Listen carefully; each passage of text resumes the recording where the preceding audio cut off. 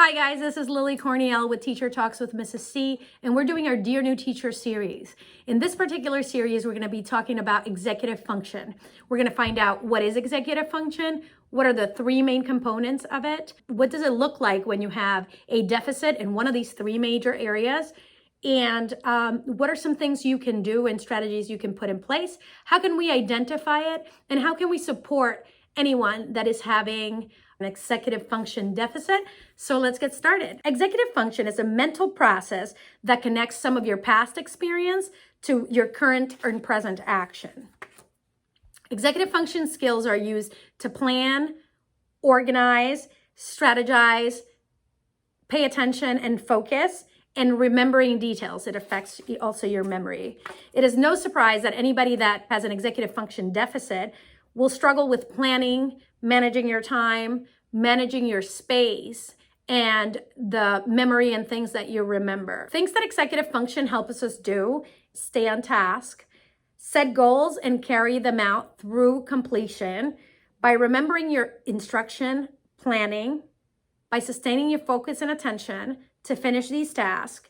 And executive function skills help us stay on task by helping us identify what needs to be done, prioritize tasks, carry them out by remembering instruction, planning, focusing, and sustaining attention through completion. Executive function is a set of three foundational skills that we need to complete things successfully. These three skills are a foundation to social emotional learning and self-regulatory skills. The foundational components of executive function are flexible attention, working memory, and inhibition control. These three skills are interlinked, interrelated, and influence each other. The good news is that you are not born with these skills. These skills are developed from birth to age 5.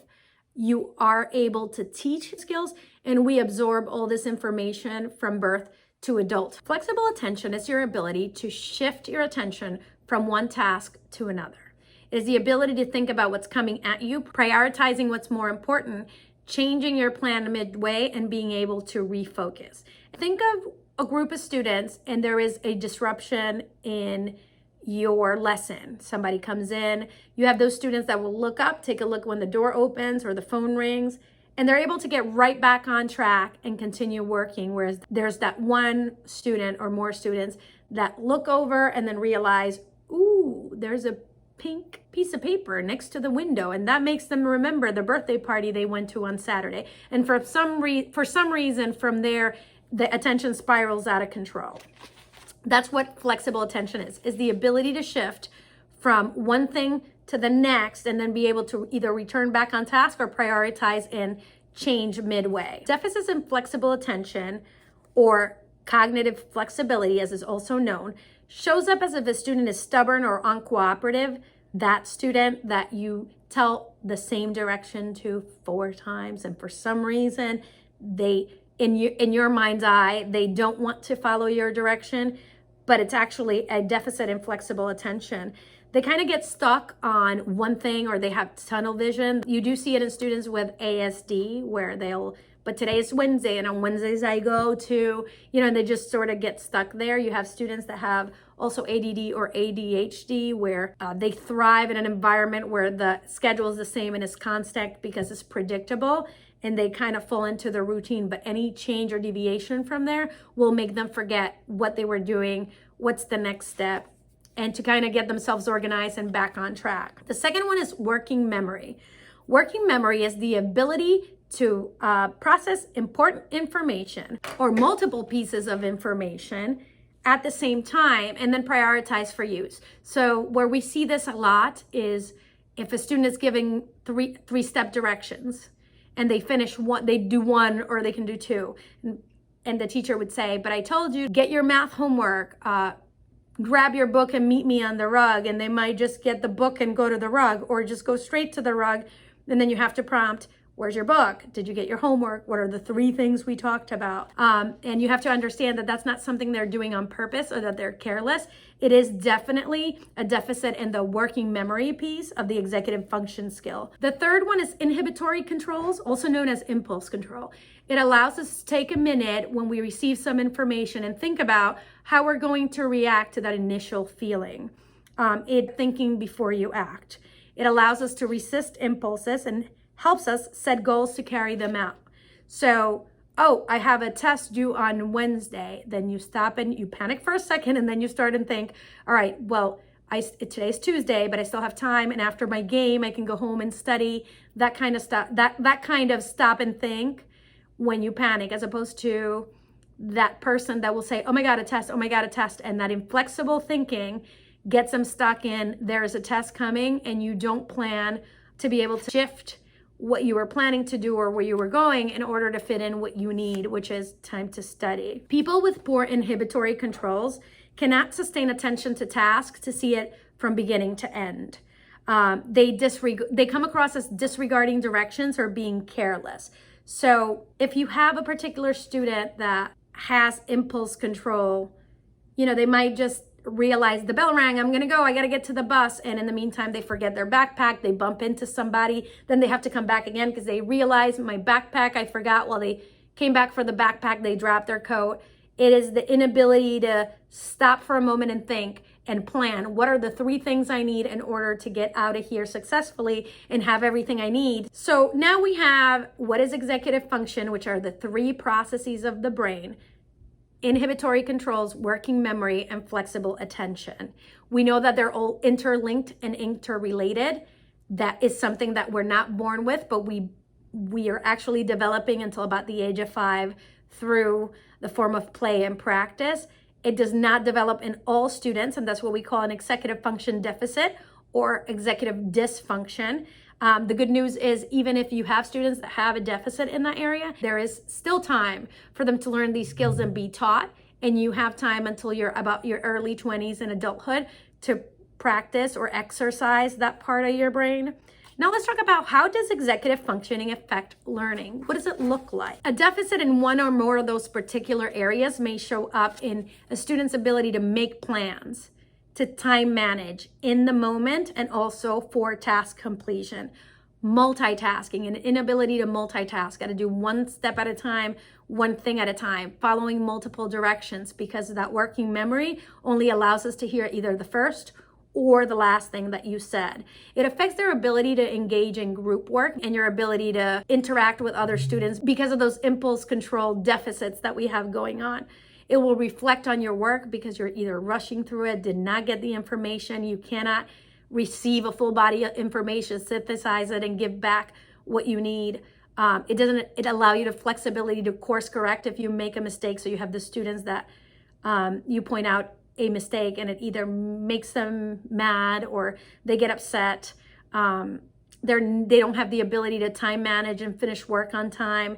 They don't ask for help, and they don't even wait for a turn or wait to speak. The teacher's talking, and halfway through, if something came through their mind, they're actually going to say it. What are some of the things we're also going to see are difficulty planning a project, difficulty navigating through space and navigating through an assignment, difficulty managing your time, as we said earlier, and even a struggle to tell a story orally or in writing. So it's disorganized thoughts and disorganized thoughts in your writing. They also show a lot of problems with mental strategies involving memorization and information retrieval, which we'll then see it whether it is in performance of assessments that you have going. They have troubles initiating tasks, starting activities independently. ADD and ADHD are deficits in executive function as well. So that's why some of the things that you are that I'm talking about here are commonalities with students that have attention deficit hyperactivity disorder or attention deficit disorder. How can we tell if there's a executive dysfunction? And the honest truth is there's no specific test. You have rating scales or a checklist. So we have the WIS, which is the Wisconsin card sorting, the category test, which is called the CAT. You can do trials, careful observation, and teacher identification of specific repetitive issues that you see coming up, which will help you better understand what the problems of the students are.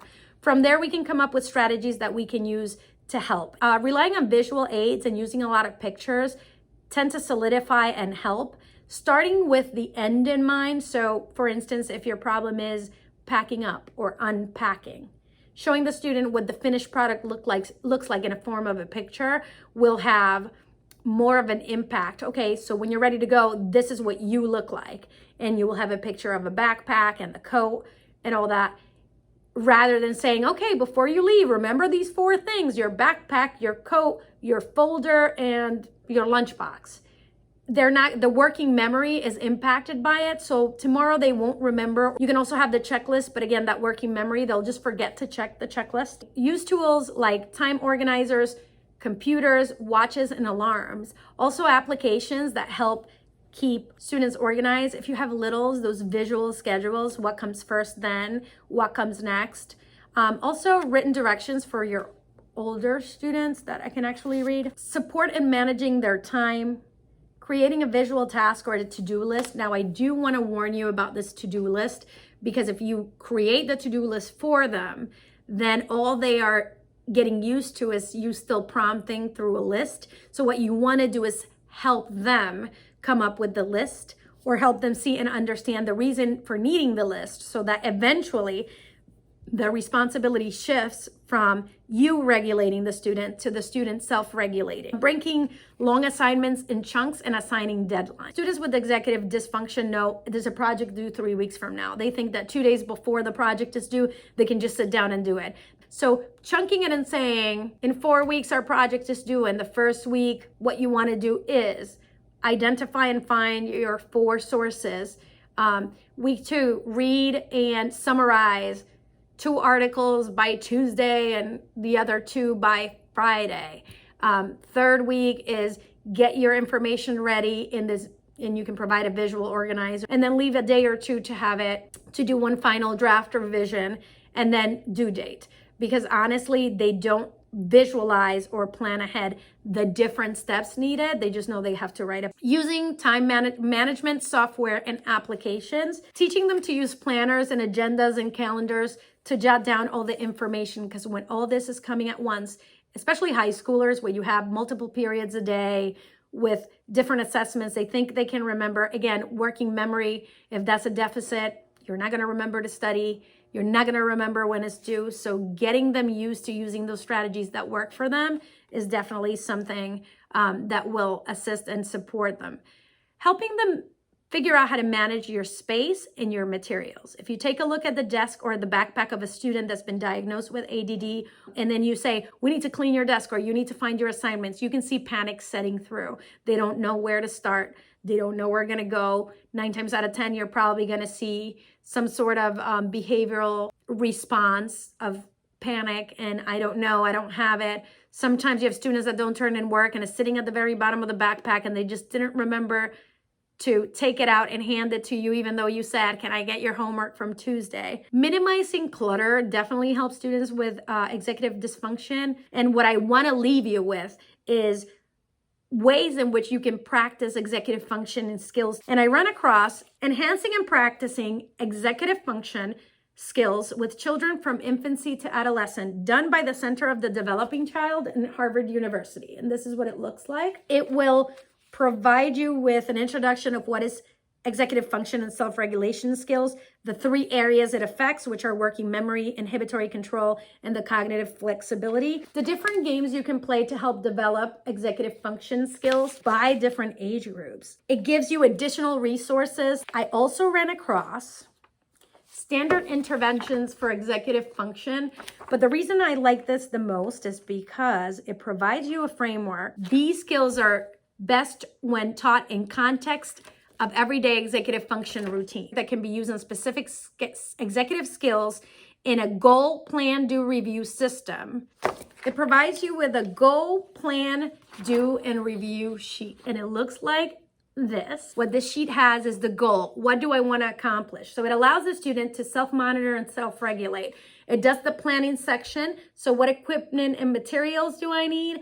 And the steps to finish this assignment. So it breaks it down so they can see the steps. And then you review, how did I do? Again, self-regulating and self-monitoring, and what worked and what did not work, and what will I do different next time. So there's a piece of reflection. So this is a framework that once they get used to doing, it's going to allow them to realize that works, and then they'll get into the habit and the routine of doing that. I just want to take a minute to say thank you so much for tuning in. I am doing this for you. I just want to close with letting you know I am a special ed teacher in March, and I can make it. So if I'm making it, you can too. So have a good afternoon, and I'll see you all next week. Take care.